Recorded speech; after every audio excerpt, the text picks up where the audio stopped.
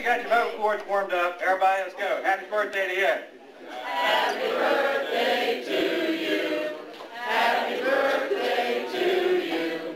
Happy birthday, dear Ed. Happy birthday to you.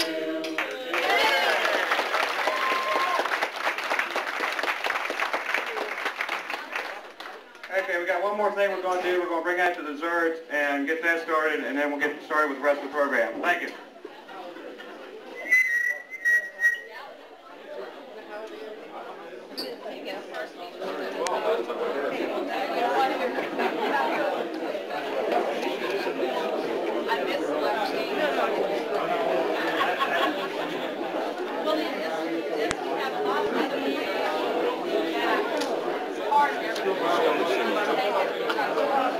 Talking to the camera.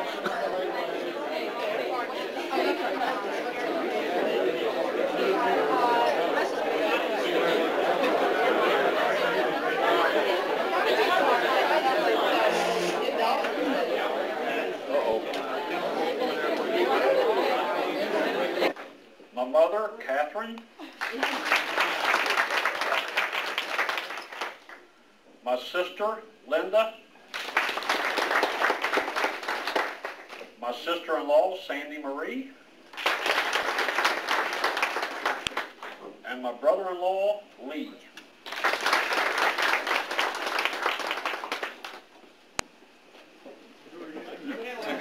Thank you. Mark, how'd you get such a good-looking family? What happened to you?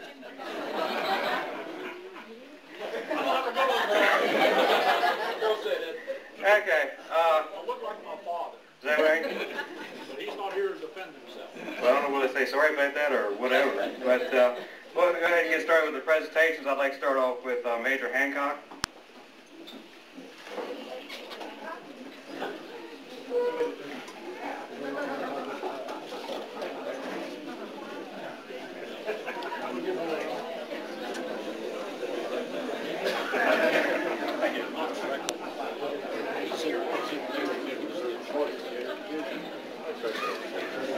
Ed, congratulations. Should I come around from No, just stay there for a second. I want to just tell a couple stories. I certainly appreciate the opportunity and the privilege to say a few things about Ed Price because our careers kind of parallel each other in terms of the time on the department. And Ed was dispatcher for Silver Spring oftentimes. And I always considered Ed to be an exceptional dispatcher, just really outstanding. And if there's anybody that ought to be an All-Pro or in the Hall of Fame, it ought to be Ed Price.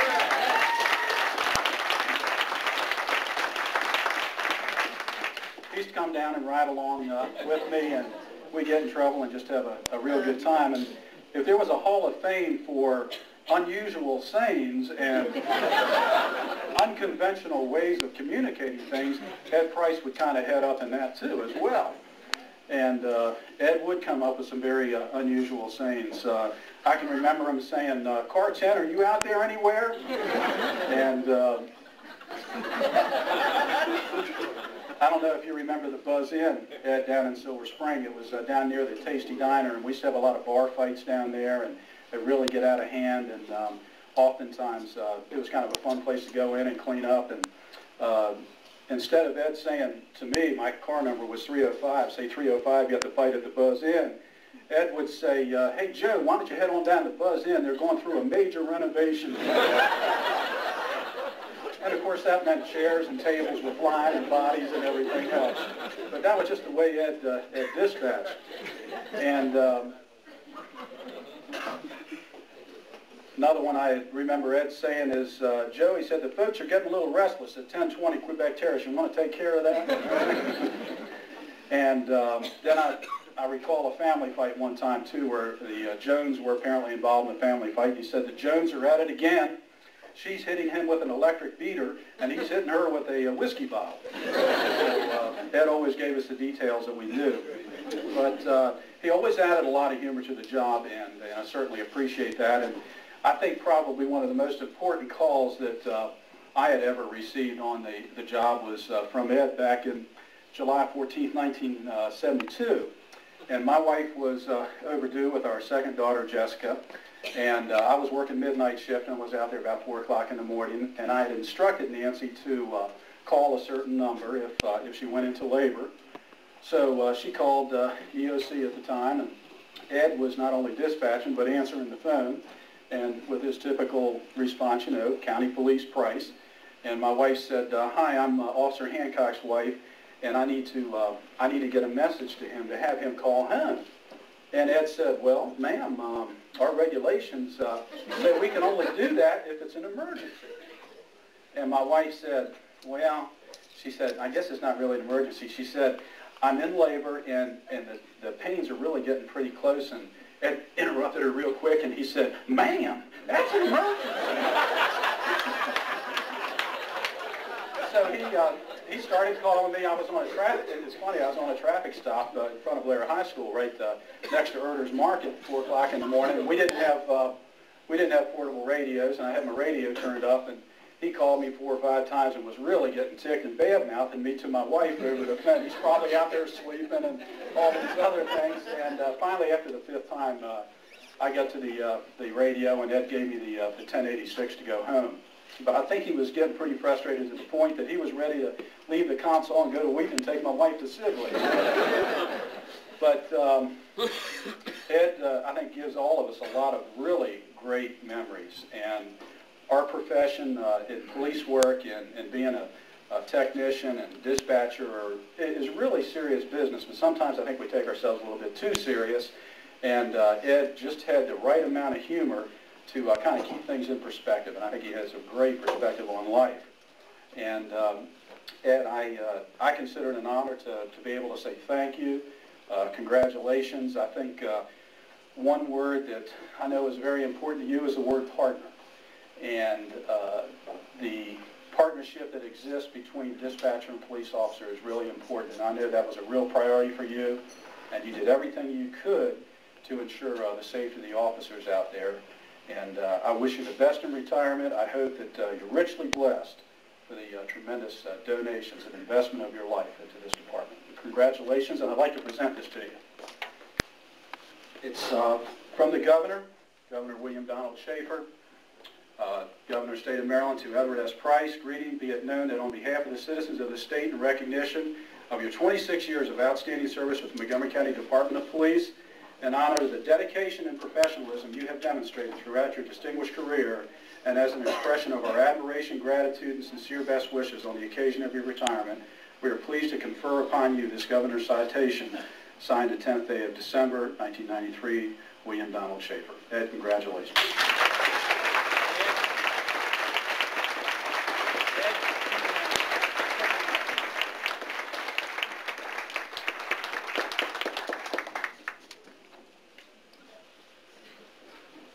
Thank you, Major.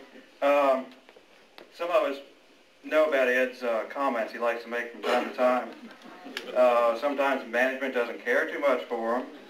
One in particular I can think of that he got crawled across the carpet for. Officer come on the air one night and says, "Call me a tow truck." Ed says, "Okay, you're a tow truck." Yeah? I'm telling you, man. Oh my goodness. Sorry about that. We should have got together beforehand. No, tear it up and throw it away. Heck with it. Our next presenter will be our current director, Ted Weintraub. Ted?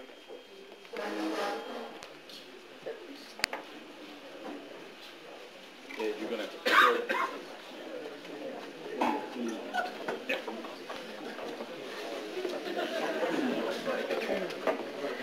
Ed, boy, you're really working on that, whatever it is. Is that gum or tobacco? That's a cake. Cake? Well, we haven't been acquainted that long, about 4.5 years or so, but I have learned some things about you, and I'm not going to say anything nasty or anything like that today. There are names for people, and in professions they say those that can do and those that can't teach. Well, Ed, I've noted, is very, very adept at doing both. He's a crackerjack dispatcher, and if you look around in here, you'll see the product of his teaching. Maybe not directly, but by his influence, so many of the folks here today are products of Ed. And Ed, you've done a magnificent job with all of them. And of course, for you and your retirement, keep that gas pumping. And here's this. I told you I'd keep it short. John, where are you?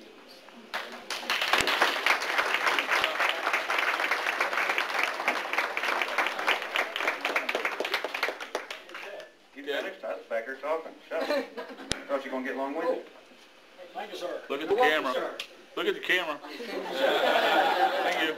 He says sir, but he spells it C-U-R.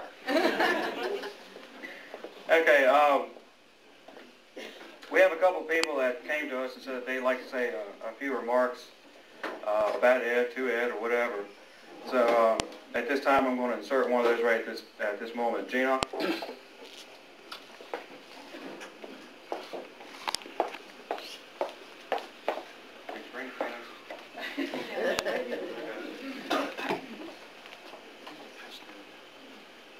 I'm Gina Aquaviva, and I am a product of Ed Price. As was mentioned just earlier, he was my trainer when I came to this department in 1975.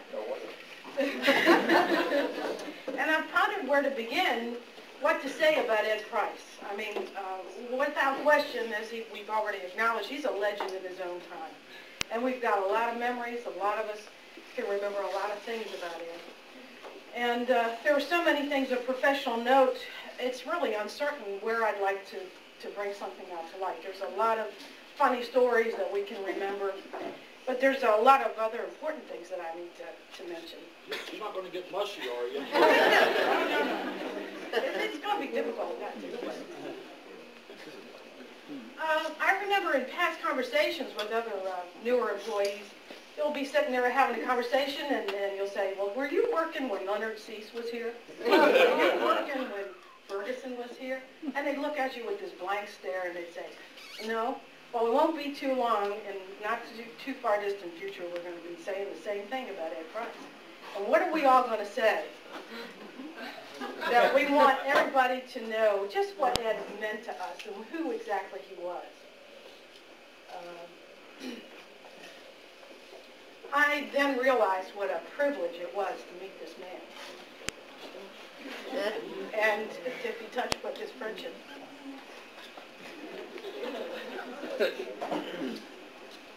As I said before, he was my trainer, and he introduced me into a whole new world. And I used to say in jest, I was this nice, quiet, shy little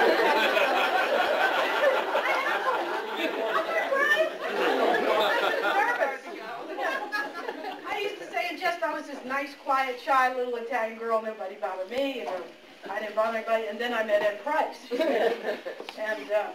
But he taught me with a lot of patience the tricks of the trade and how to be the best. Thank you. I think that he demonstrated to all of us on a daily basis what it was like to be respected, responsible, and committed. And he didn't need any special recognition at all. He had self-pride and loved family, and that's the only motivation that he sought.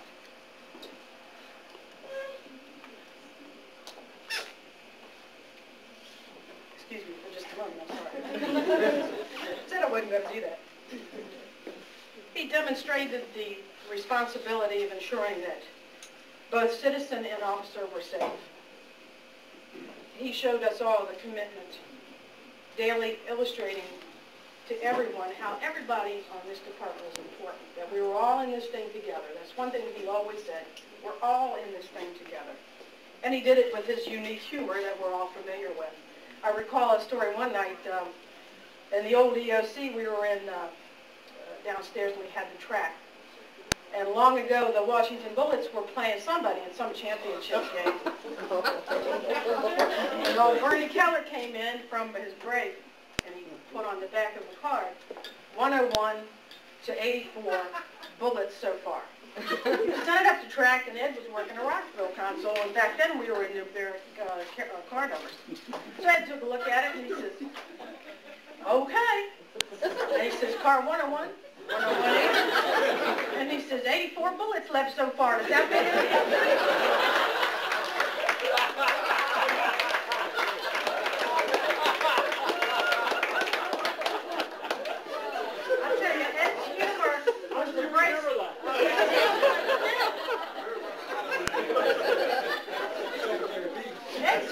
was the greatest stress buster there was. He didn't need to go to college to get some degree to tell you how to go and talk it out. All you had to do was listen to Ed. He taught us all, again, so I think somebody mentioned earlier, not to take things too seriously, and especially yourself. And to just remember that, yes, you had the greatest responsibility out there, but just to keep everything in its own perspective. I don't ever remember Ed being impatient. He was always willing to answer a question and always willing to share his thoughts. And I'm going to really personally miss discussing current things going on in ECC, and also missing talking about baseball and that type of thing that we all know that Ed loves very much. Over the years, we've developed our friendship with Ed and his family, and now it's time to say farewell. We do wish you the best, Ed, and we love you very much. Thank you for everything.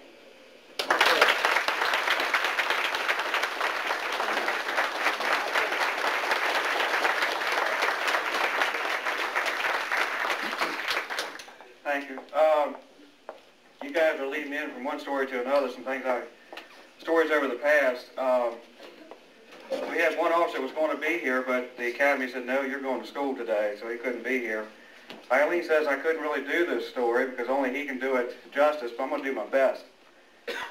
It was a midnight shift midweek. We're all sitting around the consoles. It's about 3 or 4 o'clock in the morning. Some of us are reading. Some of us are pretending to be reading. Others of us, well, I won't say what we're doing. And Gina had to go on a break. So Ed came up and gave her a break, and we're all wearing headsets except for Ed, because he won't be up there for a few minutes. And about Ed's impatience. If anybody listens to Ed, you're going to wonder, when's he going to stop talking, because he talks so slow. Well, he started into this lookout, and after things had happened, we had all pictured this in our head. This one officer was standing down at the Oriental Rug Place on Wisconsin Avenue, chafing at the bit, probably thinking to himself, Ed, will you shut up? I need some help. Come on, get through this thing. Ed's rolling over this real long lookout. Ed no more than backed off the foot pedal from finishing this lookout, and all of a sudden we heard freeze. Boom, boom, boom. I said freeze. Well, we all woke up, so did half Montgomery County. There was Lenny Aquaviva, and he had about 3 of them on the roof, and he's trying to get them under control.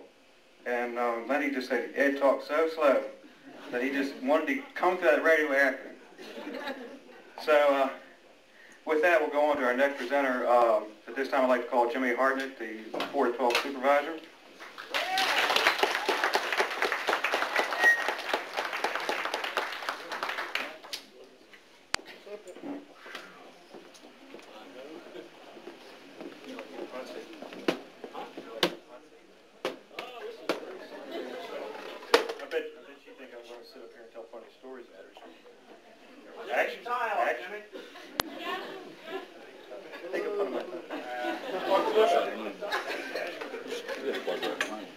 I'm going to make this short and sweet. I wrote on the card that the ship presented to you, I think, what my sentiments are and what a lot of other people's sentiments are. You have been my mentor. You have been my coworker. It has been an absolute privilege to supervise you the last 4 years. But most of all, more than anything else, what you have been to me in the last 24 years is a friend. And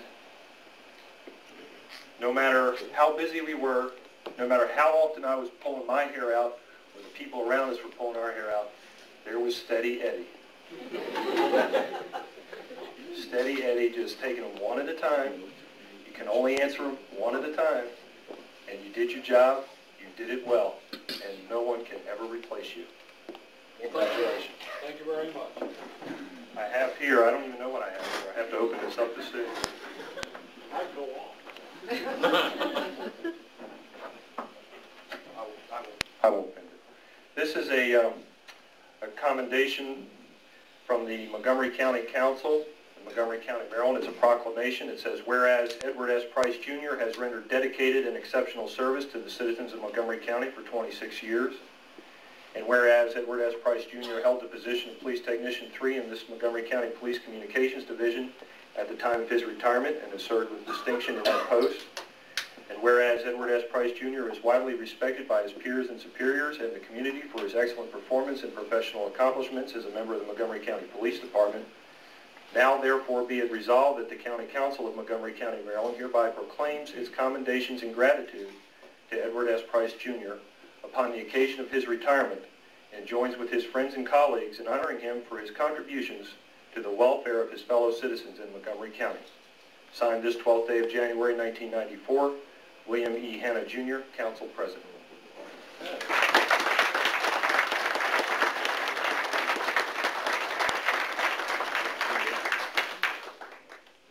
Hold on.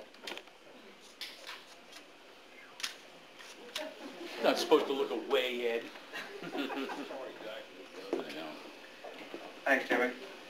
Our next presenter really was kind of a surprise to me, because this person's usually kind of quiet, laid back, and no, not that laid back or quiet, but still laid back and kind of quiet. And when he said he wanted to present, I was, like I said, I was surprised, but I was also glad to see it. At this time, I'd like to ask Mark Caldwell to come forward.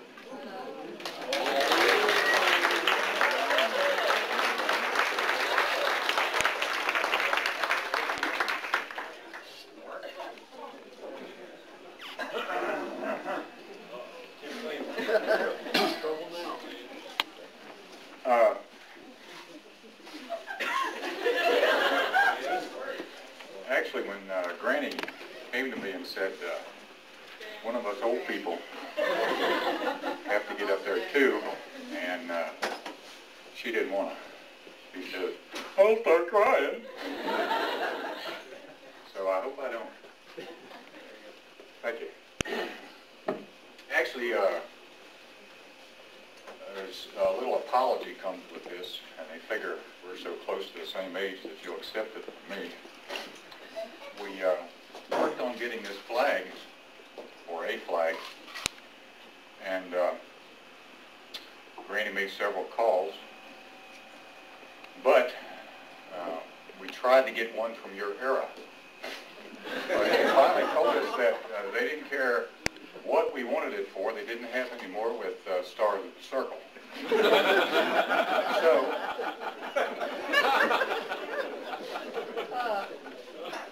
what we have here is a U.S. flag. It says the paper that comes with it says this is to certify that the accompanying flag was flown over the United States Capitol on December the 9th, 1993, at the request of the Honorable Constance A. Morella, Member of Congress. This flag was flown for Edward S. Price Jr. for his retirement from the police department.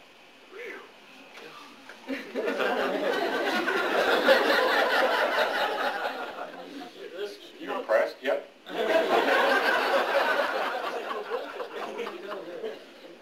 Well, no.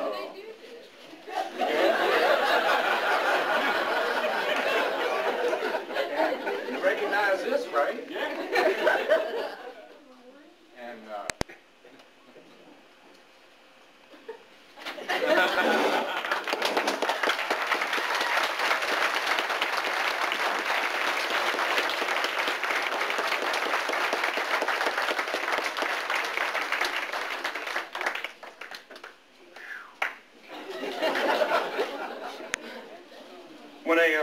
when they said Mark wanted to do this, he left out the best part. He said he was giving this as an old Marine to an old Navy guy. So, well, we have one other person that wanted to say a few words, not do a presentation, say a few words. Knowing this person, I don't know what's come out of his mouth, so guard your ears. And I just ask that you make it short. Brian McClay. No.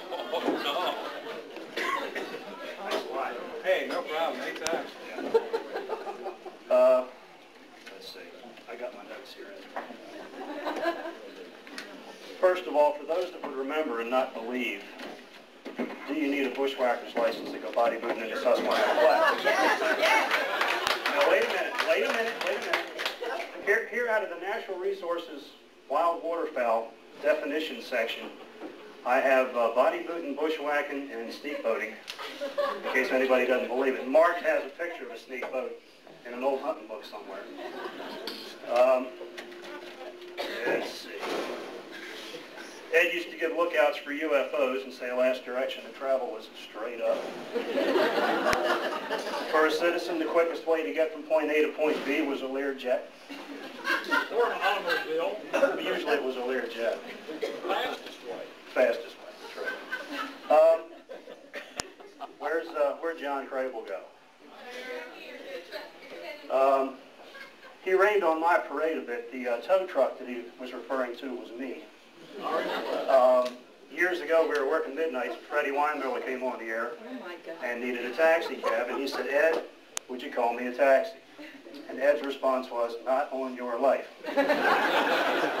About 3 days later, I needed a tow truck for something, and I got on. I said, "Ed, would you please call me a tow truck?" And he says, "Okay, you're a tow truck." So I go from Randolph Road and Pilgrim Hills all the way into the station, and at that time, the desk clerk's telephone had a button, direct line right to the dispatch desk. I went in there, pushed the button. He picks it up. I said, "Hi, Ed." Ed says to me, "Remember what you said?" I think Then so. I won't repeat it. And my response to him was, "Well, Ed, I didn't do anything. You did it. I asked for a tow truck." Now where's Linda? How much after that did I see you? It would have been early '86. Was it? Okay, so that was a bit after this happened. I ran I'm into... sorry, 76. 76, yeah. I'm trying to lose 10 years with you guys. Okay, well, my boy was little, so it couldn't have been 86. I ran into Linda at Montgomery Mall. Now, we had gone to college together, and she knew I was on the department. She was in school to become a Montgomery County police dispatcher. And she says, "You know, they told us the damnedest story in school the other day about what not to do on the radio." So some guy called some guy a tow truck.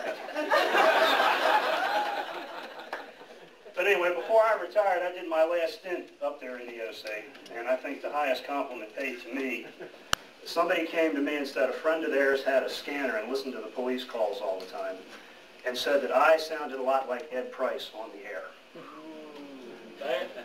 I liked it. Sorry about that, Ed. I thought that was a pretty good compliment, and make sure you share those with people. Ed, congratulations. Thank you, sir. Have a good time pumping gas.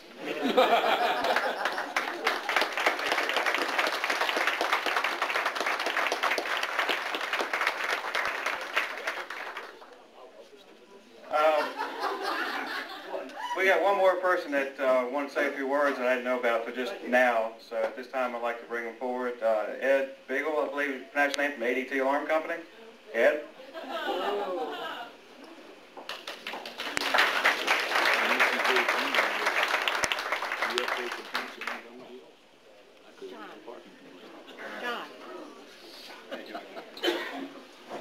Thank you all. It's nice to meet people I've worked with over the phone for quite a few years now and never had a chance to meet them.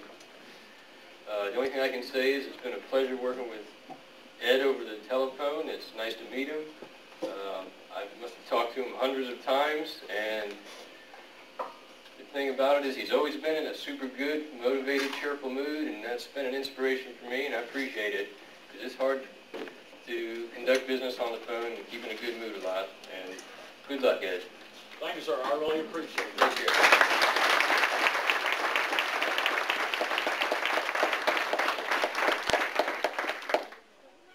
Okay, well, I guess we'll save the best for last.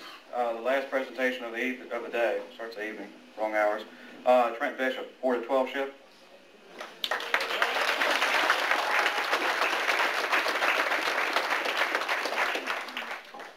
On behalf of the 4 to 12 shift, we got a gift for you, and we think you'll like this one better than all of them.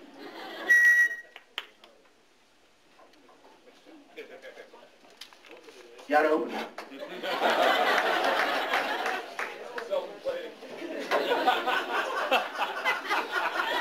It doesn't fit.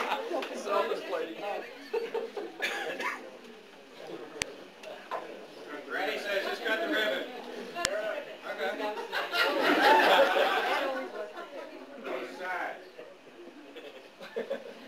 Ed, we wouldn't have Eduardo come in here and bring the Scotch tape we used all those years. This is one gift you should use. Watch Trent back. a 7-Eleven, Jack? Too close to the family. Count to 10. Take the top off. No, the whole top, the whole top. The box didn't come with instructions, did it?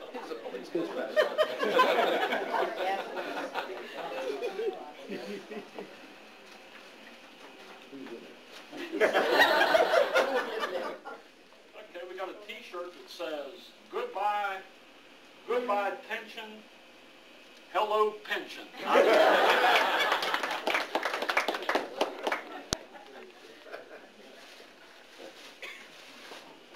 Oh, man.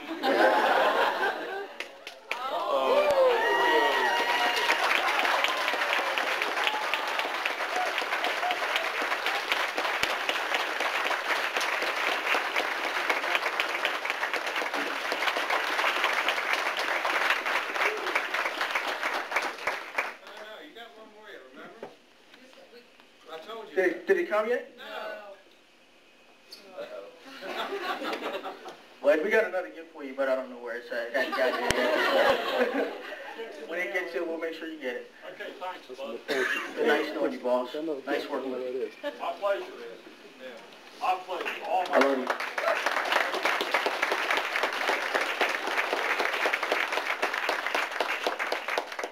Well, that's it for the presentations for this event. Service announcement for everybody. The flowers on the table and the cups. Y'all can have the flowers. Ed gets the cups for Smith. Have 11 cups there. No, not the pocket. Yeah, Okay. plastic. I haven't forgot about you. Don't sit down. So, like I said, that's it for all the presentations. And, I don't know what to say. I've been with Ed for quite a long time myself.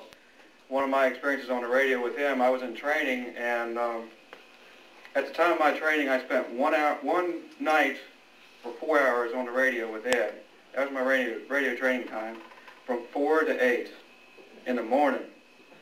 And we had a burglary going on, and this one detective, Gary Smith, was out trying to find his footprint by the window that the street officers told him about. He kept saying, "Where's the footprint?" He kept saying, "By the window." "What window?" "The kitchen window." "Well, what footprint?" Ed finally went back on the air and says, "Gary," said, "you could not find the footprint in the snow if you had to." So that was my training time with Ed, and I thought, no, I ain't going to be able to fill these shoes. No. So it's been nice working with you. You are a friend, like everybody has said. You'll always be a friend. And this is not goodbye. This is just we'll see you around. So with that, I turn the mic over to you for your closing. Wait. What? One more that I didn't know about. Ray, do you want to get Tony's story? And I have a story. Yeah, well, sit down. We got 2 more stories. Relax. Put your feet up. Go to sleep.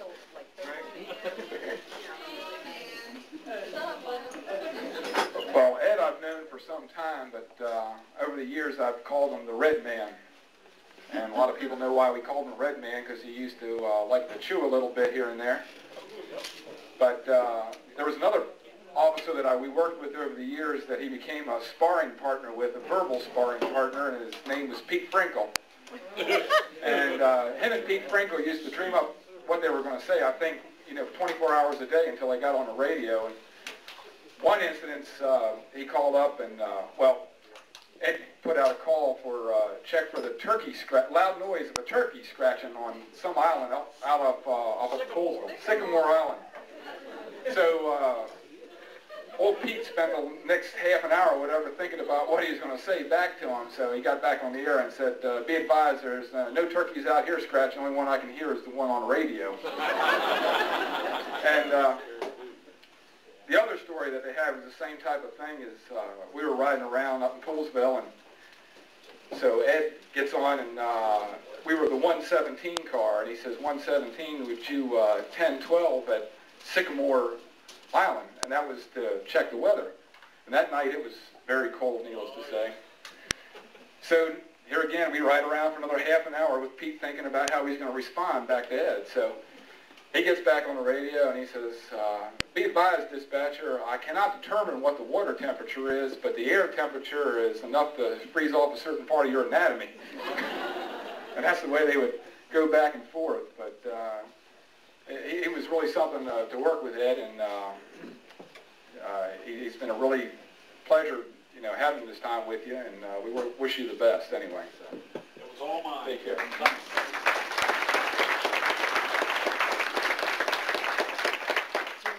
There are two things I'd like to say. One is the gift that has not arrived is a picture of Camden Yards scoreboard in the middle of the game with #1 fan Ed Price on it.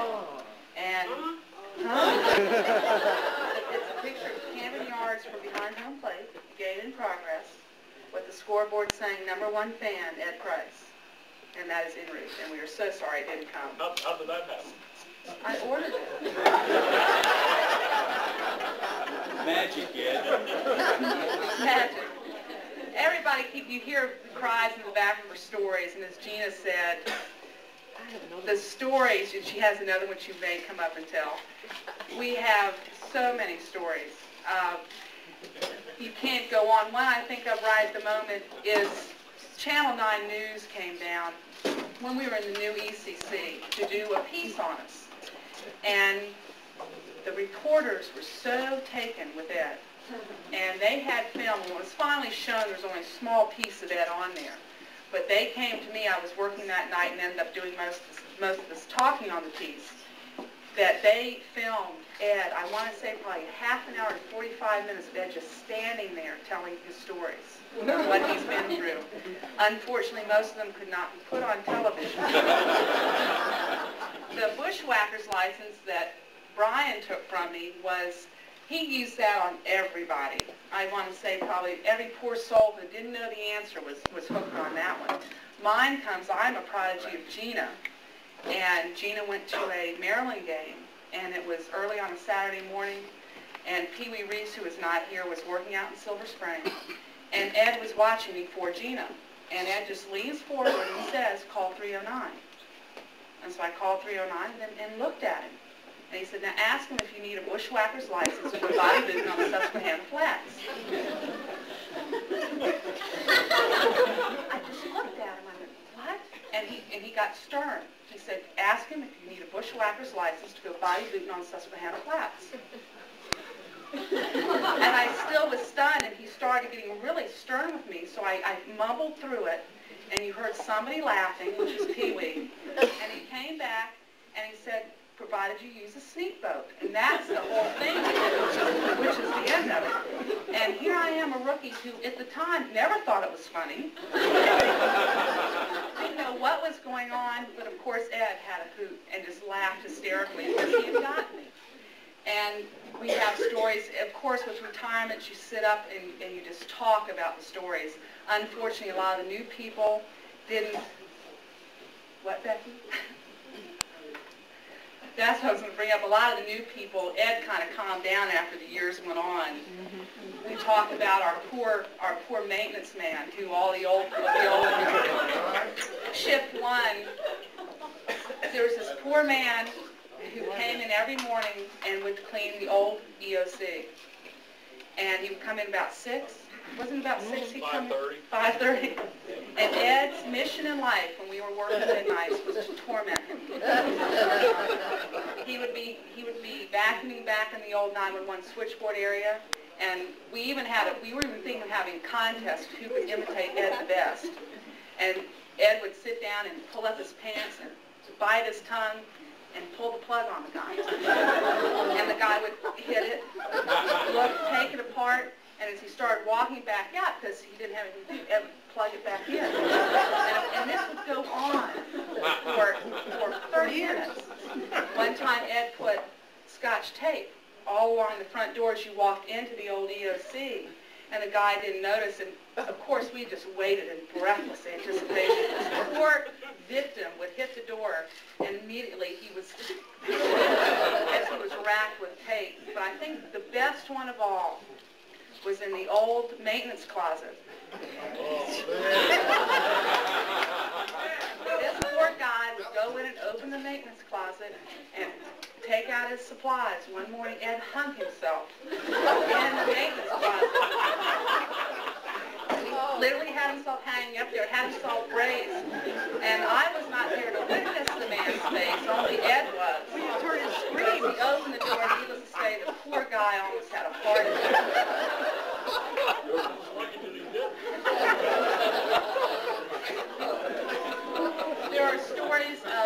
even before I arrived, and Gene arrived, and probably Linda arrived, when they talk about Shepherd and Bernie laughs.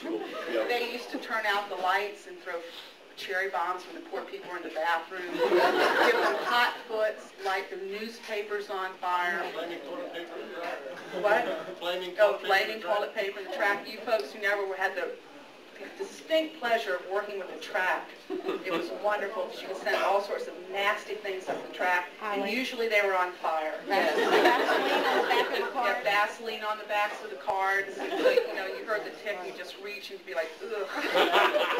Cards that had holes punched in with strings, and he'd watch as you reach and he'd yank the string back so you couldn't get the card.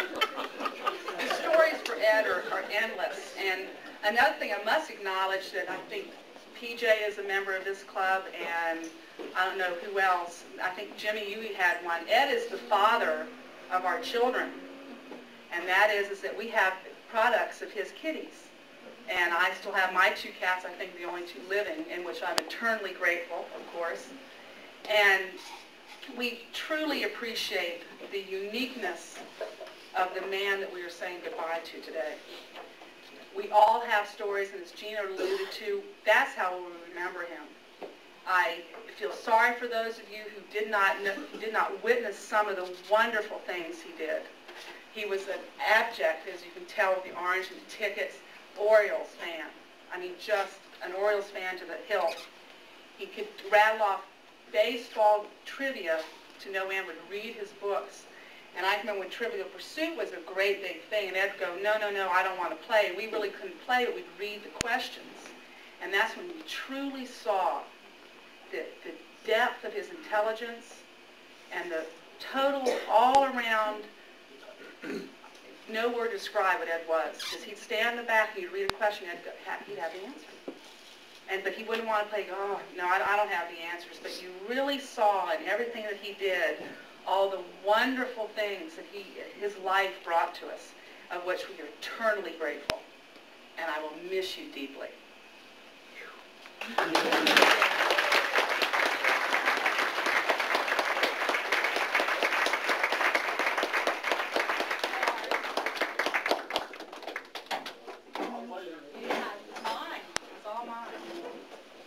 Talking about what Eileen said about Ed's intelligence, that reminds me of one other thing. For some of you who don't know it, Ed is a writer. He wrote 1 book in his life. There was only 1 copy. And some of the chapters that he had in it was Up in Smoke by Daisy Brewer. And had another one, Aliens, by the lady, I forget what her name is, down off the River Road, used to wrap herself in aluminum foil. Because all the space aliens were coming to get her. What I'm referring to is a book we affectionately call the M.O. book. You want to know about any nutcase in Montgomery County and their names, addresses, and what they were all about, we could go to that book and find out. And Ed was the creator and keeper of that book until management finally managed to get rid of it. Some intelligent person did that. That's my last story. With that, I will bring Ed on. Ed?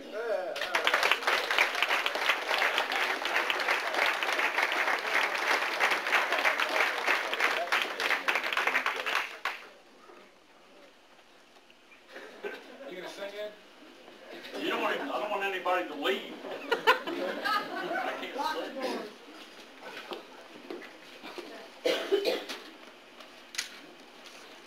We only got a couple minutes now, come on.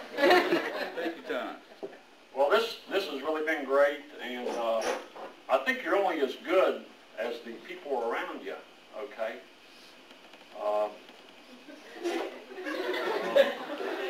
I trained a lot of people, but they got to do the job. They didn't tell you about all the ones that didn't make it, okay? And I won't name any names. I mean, you got some that just, I couldn't resurrect them or anything. That's how bad you were.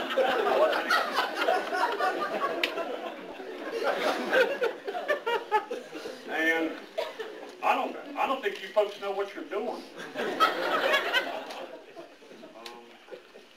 No, I might, can I pull an Urban Magic Johnson and come back to work next week and then have another one? But seriously, I don't think you folks have any idea what you're doing. They didn't tell you about some of the bad things. One day on day work, I asked Colonel Lammers if there had been an earthquake in Gaithersburg. I'd been there 4 or 5 hours working the day shift, and it was a media inquiry, and he remembers. I said, he was a lieutenant then, but he'll always be colonel. I said, Lieutenant, I said, have there been any earthquakes in Gaithersburg? And I don't remember exactly what he said, but it wasn't very nice. I can't imagine that. I'm also the same person that called Cynthia Brooks a slave driver. For those who don't know Cynthia Brooks, she's a black woman. And Becky was there when I did it. She's also a black woman.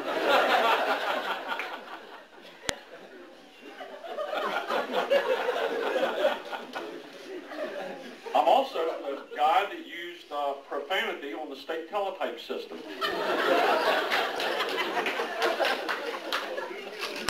Is that a firing offense? The answer is yes. Why didn't I get fired?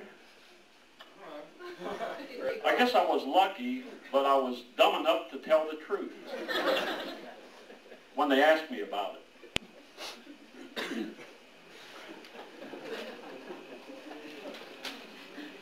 Dwight Lumsden had got himself into a fix one day and called out a 1050.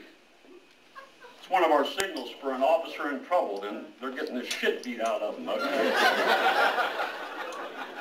And you know what I said to him?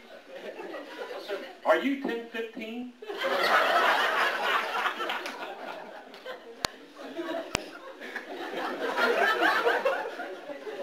Are you getting... Are you guys getting the message?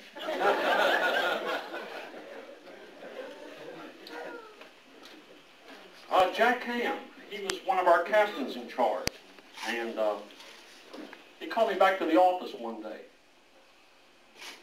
And Jack was like an ex-Marine. He was a tough guy, okay? He was fair, but he was tough. And he knew how to chew ass. And he called me down there one day, and he did this on a regular basis because some of the stuff that I had done over the radio. And I said, Captain, I said, what did I do? He says, you didn't do anything. He said, this is for all this shit that you pulled that I don't know about.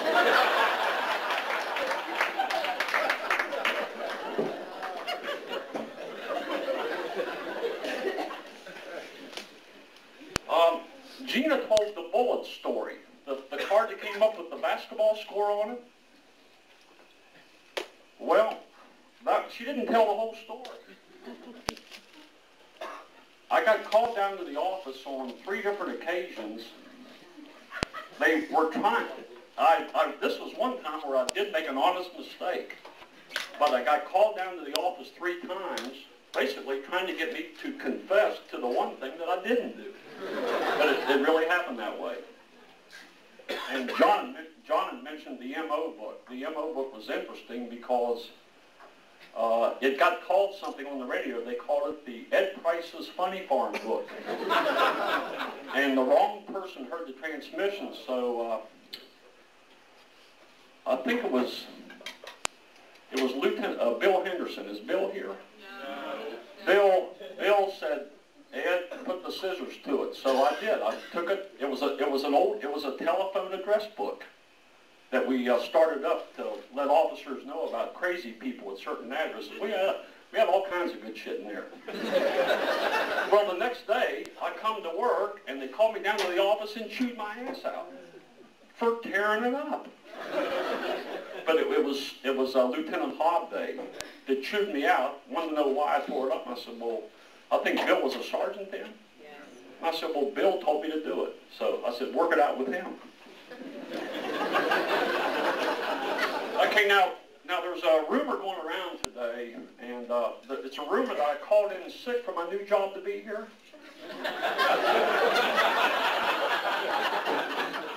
It's no rumor, I did.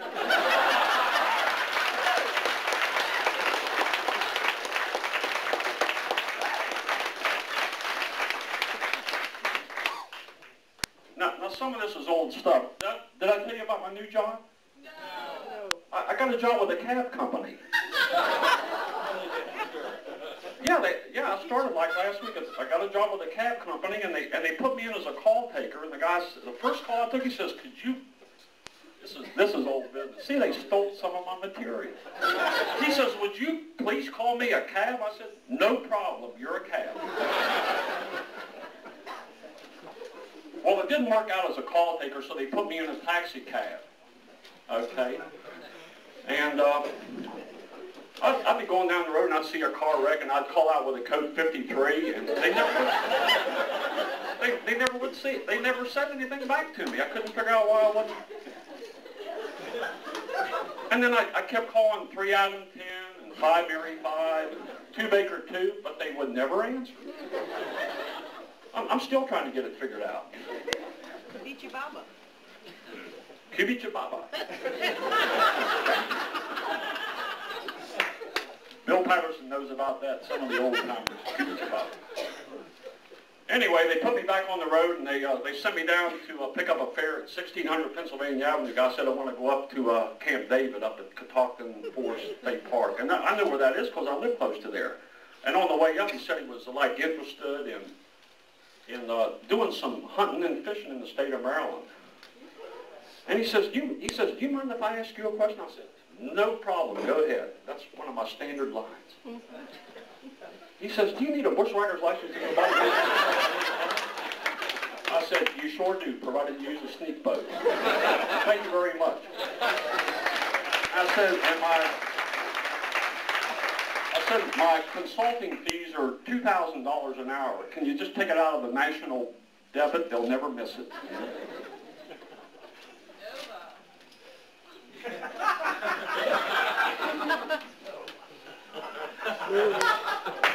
I consider myself very fortunate to have worked down through the years with a bunch of great people. You're only as good as what's around you, you great people.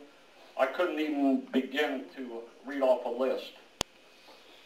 Great fellow co-workers, great supervisors, great friends. Geez, I just a whole bunch of great people and everything, and I consider myself very fortunate. That's about it. I consider myself very fortunate to live long enough to retire and get this nice incentive. And this presentation here, this has really been great. I never dreamed it would be anything like this. I want to thank you all for coming and everything, all the nice things that you said. It's been my pleasure down through the years.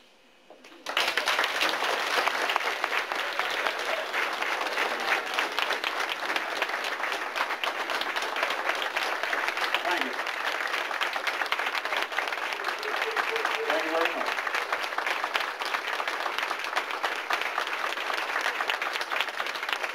Thank you.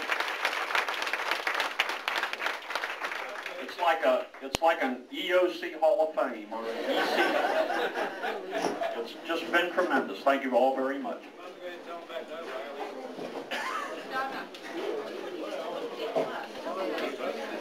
They want me. Eileen wants me to tell you stories about how we used to hook people up, but I'm glad in one respect that the statute of limitations has run out on these crimes that I've the Nova thing. Lloyd and Lucas, does that ring a bell? I think it was Lloyd and Lucas. No. Somebody trying to call out there and you couldn't copy the street, and he kept coming back saying Lucas, Lucas, and you said, "Look, I know you're frustrated, but just give me the name of the street."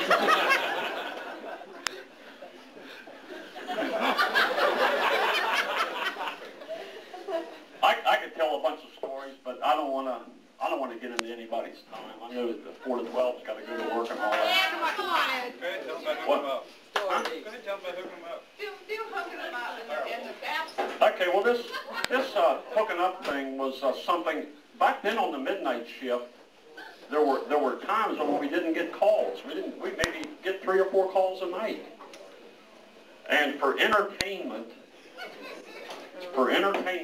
to fight the boredom, the fire department, I can blame part of this on the fire department, but the fire department had a phone system where you could dial 2 numbers simultaneously and get 2 different parties on the phone.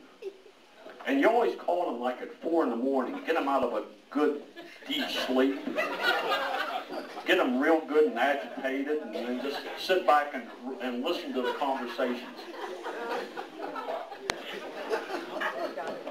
I won't go into any details about some. There is one story. One night we hooked up a couple of people, and it was a young man and a young woman, and it took us like about 3 calls to get them awake, to where they would start talking to one another. And finally, the guy said, he said, "I can tell by the sound of your voice that you're a sweet young woman." He said, "Yeah." Yeah, she says, "Yeah." She says, "What's your name and address and phone number?" And as he's starting to do it, we pulled the plug on it.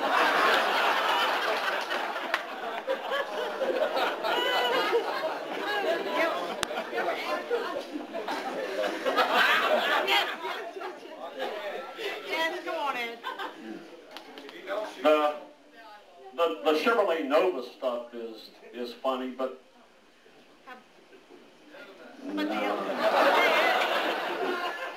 Ed, how about the preacher down there that you... like I said, the statute, I'm glad that the statute of limitations has run out on telephone misuse. You can go to jail for that in the state of Maryland. We used to do a lot of things to fight the boredom, okay? Usually when there was boredom, there was trouble ahead.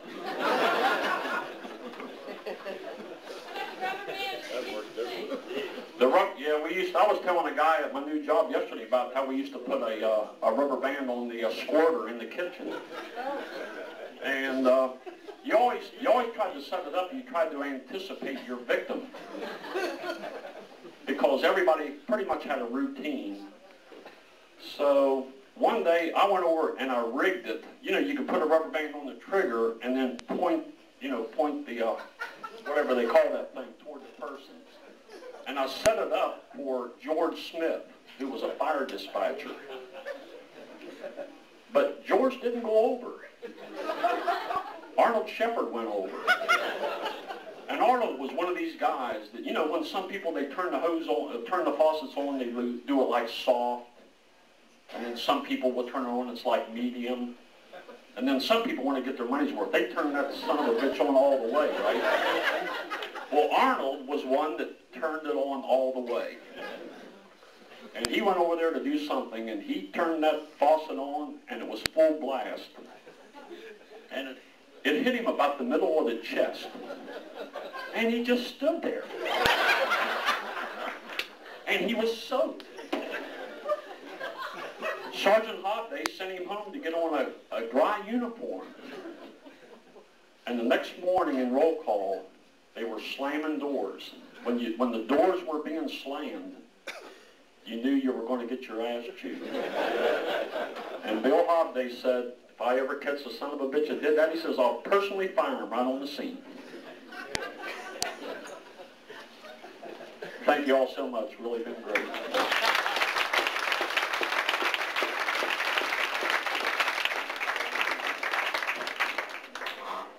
Well, I just like to add one thing. I'd like to thank everybody that showed up. When we really started this thing, I said, well, we should get about 100 people. But then on the doors on the second floor bathrooms, I started seeing a half a dozen retirement notes. I said, well, if we get 50, we'll be lucky. This morning when we came out here, we had 119 people on the list. So I think that is excellent. I was tickled to death that all these people came out for you for this. Again, thank you. Good luck. And Braden, you're going to like this. When you drive your taxi cabs, is it Jap Junk or American Made? Yes. Jap Junk. Well, you just broke Braden's heart. Thank you all for coming out. If you want to stick around and talk to him, it's fine. We're here till 3 o'clock.